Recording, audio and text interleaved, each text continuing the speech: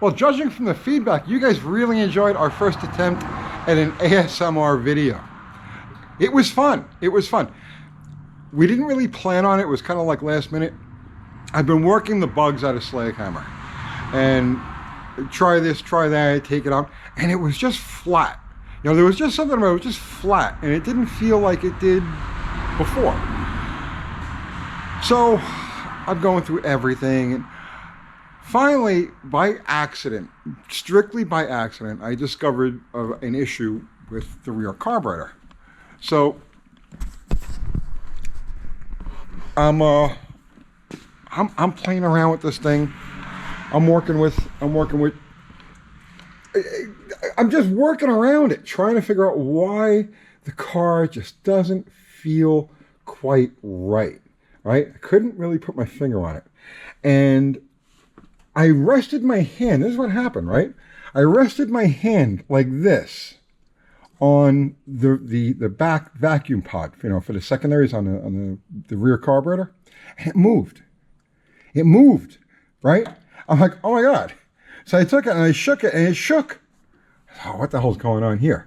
So upon closer inspection, one of the bolts had been broken off the screw. There's 3 screws that hold this thing on, right?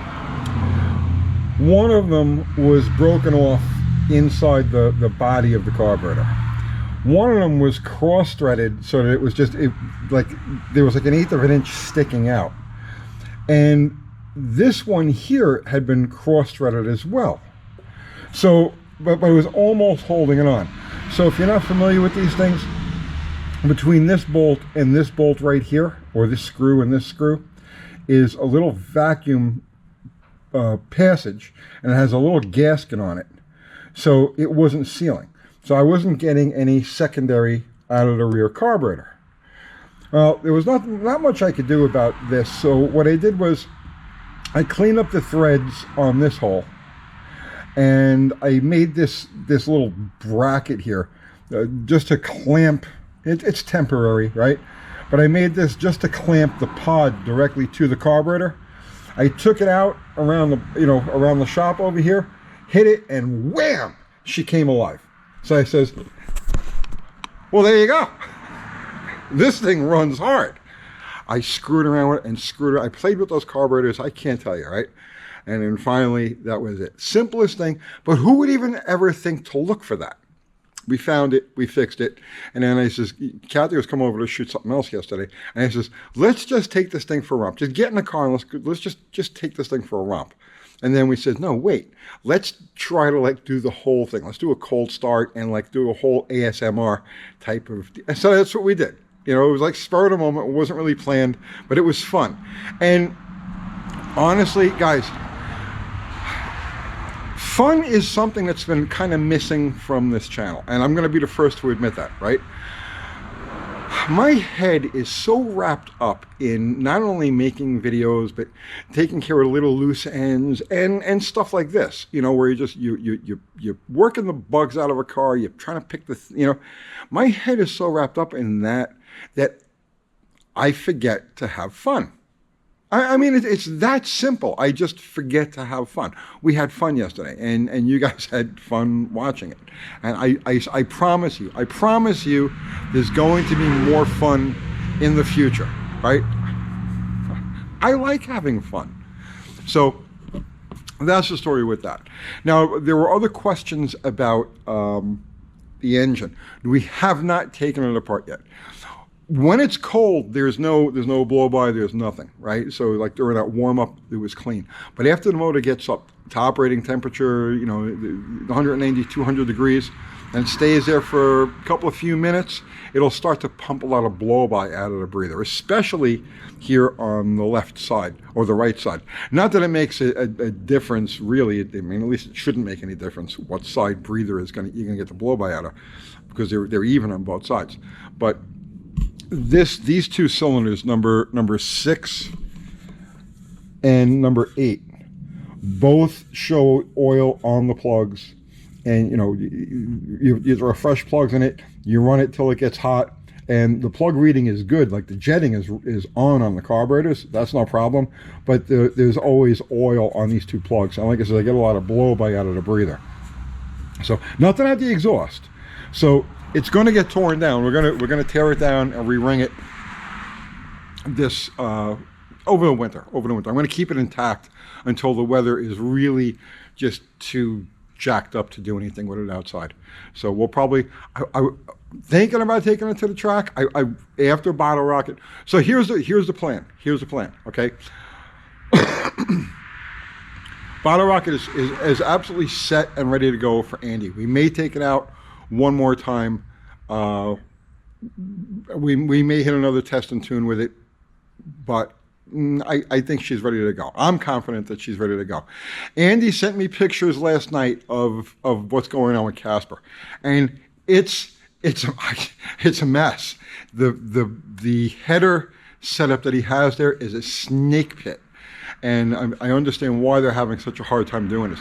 It's all on the driver's side, with the steering box and the frame, their location to the back part of the motor.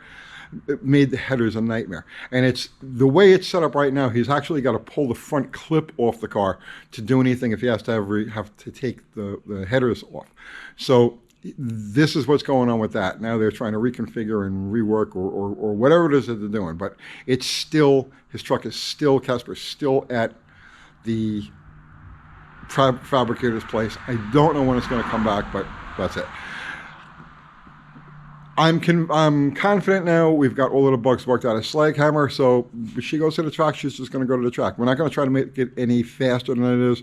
Just fine tune it. Just get it to where it functions well and runs consistent numbers. The best run on this car so far has been an 812. This 8th mile, obviously, right? The best run on the car was an 812, and it was essentially on 7 cylinders without any secondaries on the rear carburetor. Many issues. It ran, and it still managed to run an 812.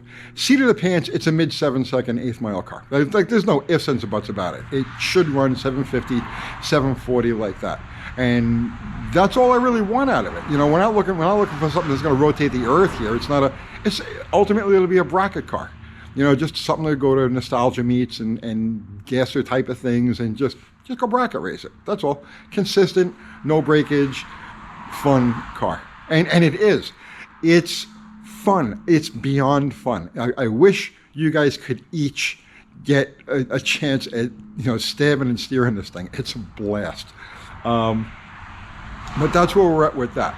Also, you noticed we got the mechanical tack. This is the tack that D&D Speed Shop gave us. It's a vintage Moroso. And look, it's like the crowning jewel of this car. The car needed that tack.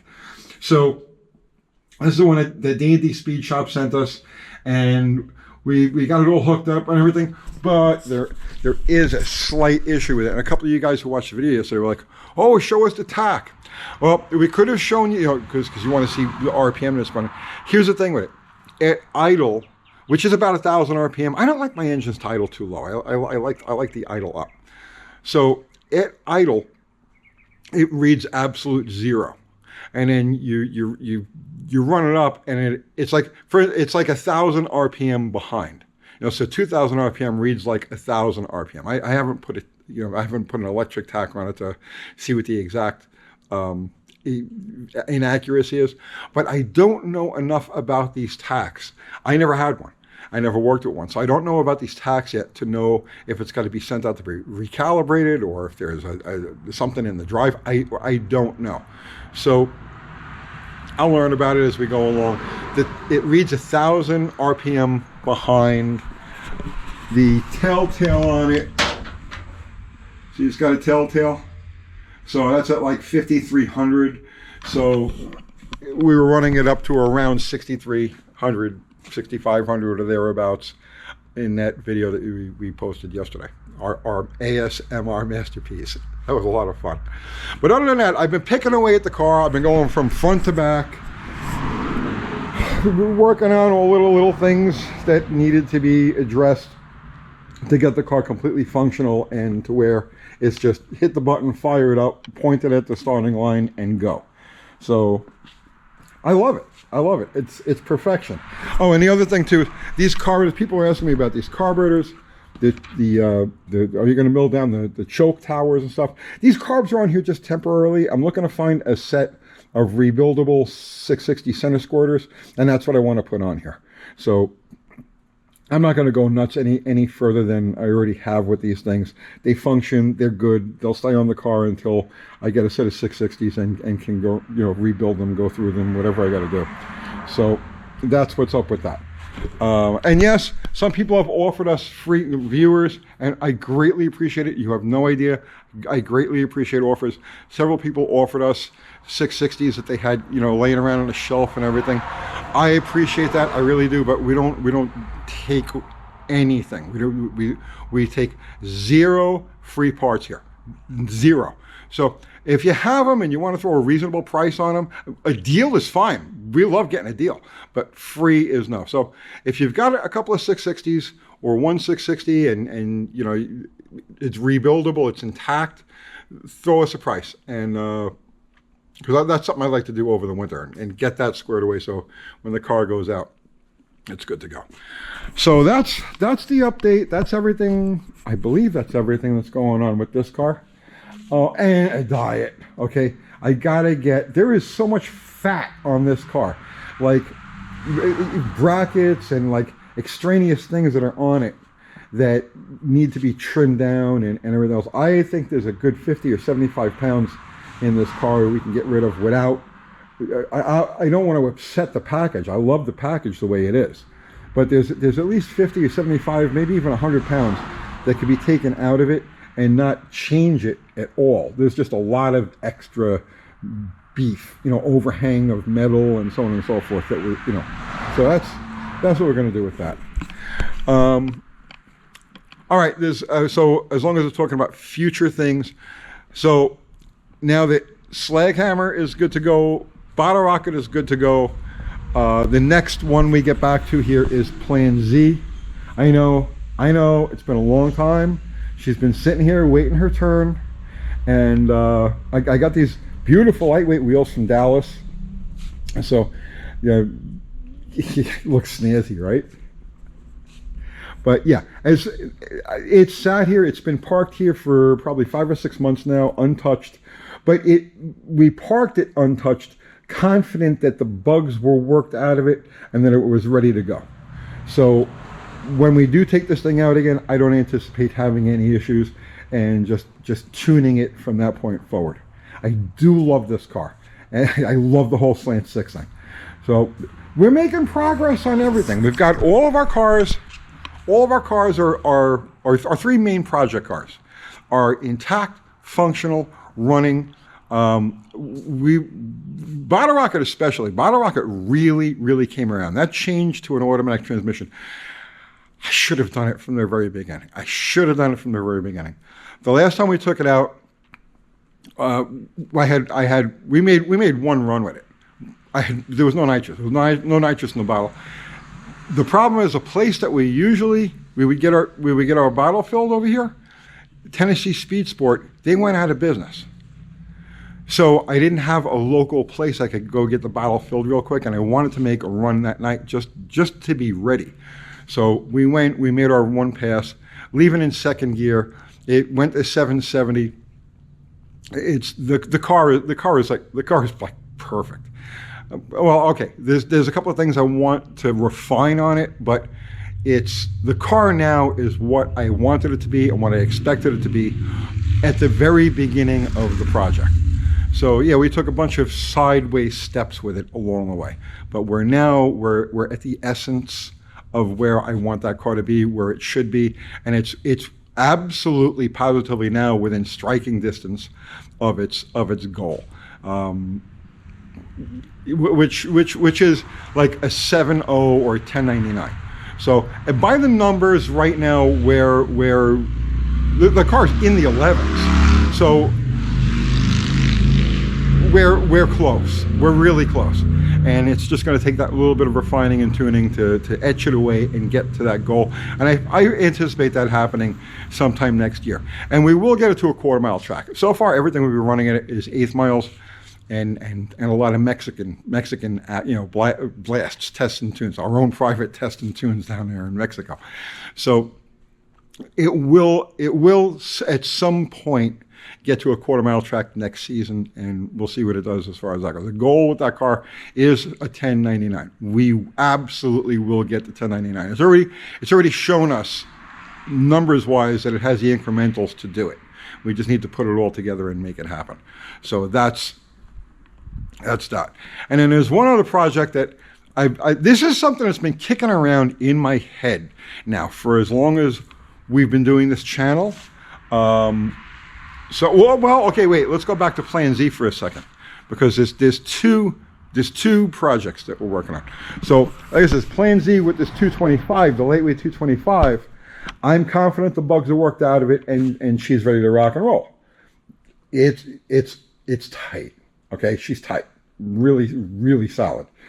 But this 225 in here is not the engine that I ultimately want to build for it. So we'll take it out and we'll sort it. So now it's a running car, and we can work with the suspension and the transmission and everything else. But this is not the engine that I ultimately want to put in this car. The one that I really want to run is this. So this is a 170. This is the motor that was in the Miata. This was the short block that was in the Miata. And the plan with this is to build a lightweight, super high compression, welded combustion chamber, high RPM, slant 6, and drop that in Plan Z. So this is the ultimate project as far as I'm concerned with that car, and we'll crack into this sometime early next year. The other thing that, and like I said, I've wanted to do this since we started this channel. The other thing is this. This is a 318, just a regular stock bore 318. And what I'd like to do with this engine, the goal with this engine, is going to be assemble it with stock parts. All right, meaning that nothing but factory parts. So factory pistons, factory valves, factory heads, factory cam, factory ignition, and factory intake with factory carburetor. In other words, a 100% factory 318, but with all of the tricks thrown at it, all of the massaging of stock parts, and see what we can get out of it. These things are rated at like 230 horsepower, the old rating way, at the crankshaft. So that would be like pre-1970. So on a dyno, one of these engines should produce 230 horsepower. I think we can get upwards of 290, 300 horsepower out of the stock parts. The Carter BBD carburetor and the stock ignition and the stock cam and everything else.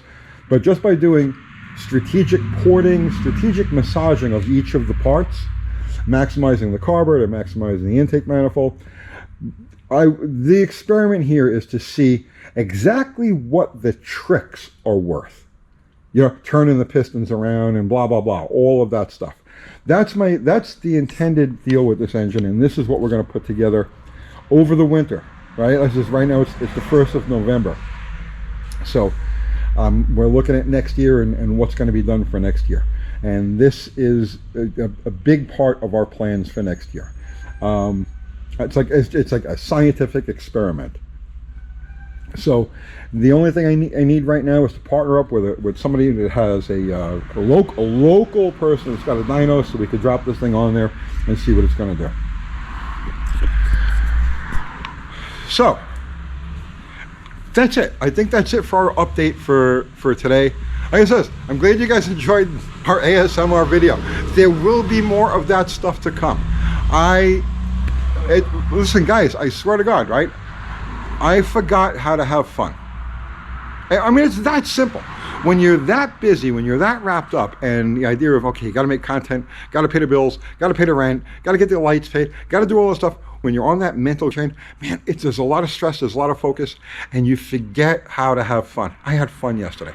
You guys had fun watching it. There will be more of that to come, I promise. And I'll see you tomorrow.